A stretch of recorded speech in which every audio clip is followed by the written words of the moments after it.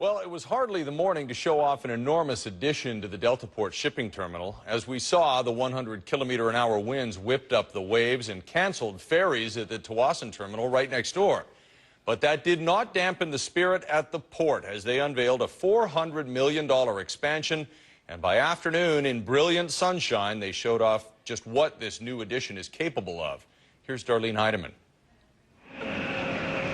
It's a big day for Canada's biggest port as the first official container is delivered. Deltaport's third berth officially opened this morning. It's now 43 acres larger and has 3 new cranes. The third berth took 2 years to build and cost $400 million.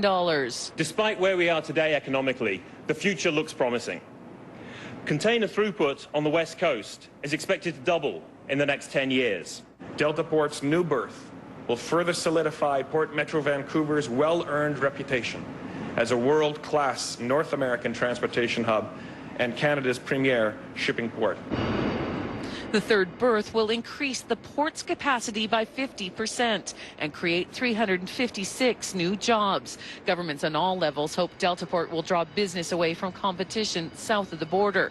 It's not a guarantee, but officials also say they need to get word out that the trip from Asia to Deltaport is 3 days shorter than to anywhere else in North America. And we've made it very clear to decision makers around the world that Canada is a place to do business. The sailing times for people who are shipping, a low tax rate, especially for small and medium business, a highly motivated workforce. That means people should be thinking about Canada. It will generate millions of dollars over its lifetime. It's a 50-year investment. You know, we'll continue to spend money on maintenance, on continuing to do expansion when the markets justify it. So this is really probably the largest terminal project in Canada in the last 10 or 15 years. The Tawasin Band and the city of Delta will also benefit economically, but there are concerns about increased traffic, pollution, and of course, security. Every port in the world follows international standards when it comes to security, and Vancouver ports lead the way in that. You can also make the assumption that we've heightened security in advance of the Olympics. Security in Canada is well run, well regulated, and they do a very good job of pulling in all parties to make sure it's effective.